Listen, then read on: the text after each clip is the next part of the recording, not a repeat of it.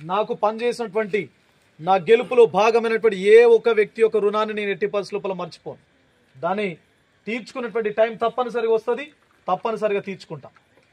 And ఈ జర్నీలో అనూహ్యమైనటువంటి రీతి లోపల బహుజన్ కాన్సెప్ట్కు నేను కట్టుబడి ఉన్నటువంటి నేపథ్యంలో ఇక్కడ ఒక రైట్ క్యాండిడేట్ ఉన్నాడు, ఒక రైట్ పర్సన్ ఉన్నాడు, సమాజం పట్ల ఒక అంకిత భావం ఉంది, సమాజం పట్ల ఒక స్పృహ ఉన్నది, భవిష్యత్తు లోపల సమాజానికి ఏదైనా కొంత సేవ చేయాలి అనేటువంటి తపన ఉన్నది అని గుర్తించినటువంటి మా పార్టీ రాష్ట్ర అధ్యక్షులు మందా ప్రభాకర్ గారు, జాతీయ అధ్యక్షురాలు మాజీ ముఖ్యమంత్రి బెంజీ కుమారి మాయావతి గారు పిలిపించుకొని మరి దేశ చరిత్రలో ఎక్కడా లేని విధంగా దేశ చరిత్ర లోపల గ్రాడ్యుయేట్ ఎమ్మెల్సీకి సంబంధించినటువంటి బీఫామ్ దేశ చరిత్రలో మొదటగా ఇచ్చినటువంటి వ్యక్తిని నేనే.